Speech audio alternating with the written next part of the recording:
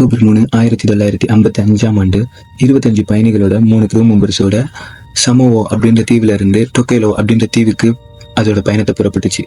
ஆனா இதுல என்ன ஆச்சுன்னு பாத்தீங்கன்னா, வழக்கமா எப்பவுமே 48 மணி நேரத்துல போய் சேரக்கூடிய அந்த கப்பல் ஒரு 5 நாள் 10 நாள் ஆகியும் இன்னும் போய் சேரவே இல்லை. எந்த ஒரு கம்யூனிகேஷனும் இல்லை.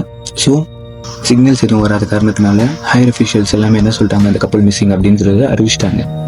நவம்பர் 10, 1955, அதாவது சரியா சொல்லணும்னா அந்த கப்பல் புறப்பட்டதுல இருந்து 5 வாரங்கள் கழிச்சு அந்த கப்பல் ஒரு இடத்துல கரை தட்டி நிக்குது.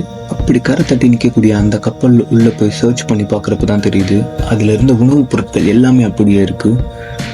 அந்த சிகரெட் பாக்ஸஸ் அப்படியே இருக்கு. அவங்க எடுத்துட்டு போன எல்லா பொருட்களும் அப்படியே இருக்கு. எதுவும் காணா போகல. ஆனா பாத்தீங்கன்னா உள்ள 25 பேருமே இல்லை. சில மெடிசன்ஸ் மட்டும்தான் காணாம போயிருக்கு. அந்த 25 பேர் எங்க? ஸோ அது இப்போ வரைக்குமே அது ஒரு பெரிய மிஸ்ட்ரியா இருக்கு. பசிபிக் ஓஷன் அப்படின்னு எடுத்துக்கிட்டீங்கனால அது எப்பவுமே ஒரு மிஸ்ட்ரி நிறைந்த ஒரு பகுதி. அதுல நடந்ததுலேயே மிகப்பெரிய விஷயமாயிட்டு தான் இப்போ வரைக்கும் சொல்றாங்க. ஏன்னா அந்த 25 பேர் எங்க போனாங்க எதுவும் தெரியல. இதுல பாத்தீங்கன்னா 4 தியரி சொல்லப்படுது. அதுல ஃபர்ஸ்ட் விஷயம் என்னன்னா பேனிக் தியரி. அதாவது மக்கள் கப்பல் ஒரு பக்கமா சாஞ்ச நிலையில் தான் கண்டுபிடிக்கப்பட்டுச்சு.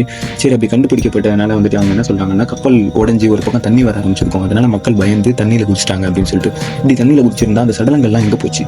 இப்போ வரைக்கும் அதை எதுவுமே சொல்ல முடியல. ரெண்டாவது விஷயமா என்ன சொல்றாங்க அப்படின்னு கேட்டீங்கன்னா, பைரட்ஸ் யாராவது கொள்ளடிச்சிருந்துருக்கலாம் அப்படின்னு.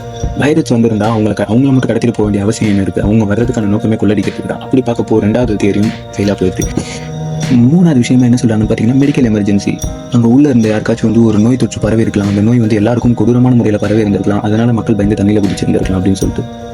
பட் அதுக்கான எந்த ஒரு அறிகுறியும் அங்க காணப்படல. 4வது விஷயமா ஏலியன் சூப்பர் நேச்சுரல் பவர் அப்படின்னு சொல்றாங்க. ஏன்னா இது சயின்டிஸ்டுக்கே கொஞ்சம் டஃப் கொடுக்குற விஷயமா இருக்கனால, ஸோ ஏலியனும் இந்த மாதிரியான ஏதாச்சும் ஒரு விஷயம் நடந்திருக்கலாம் அப்படின்றத அவங்களுடைய கருத்தை சொல்றாங்க. அவ்வளவுதான். ஆனா இப்போ வரைக்கும் பாத்துக்கிட்டீங்கன்னா இது ஒரு அன்சால்வ் அண்ட் க்ளோஸ்டு கேஸ்.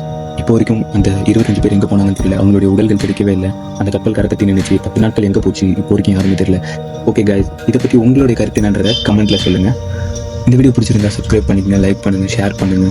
வேற என்ன விஷயம் பேசலான்றதையும் கமெண்ட்ல சொல்லுங்க கைஸ்.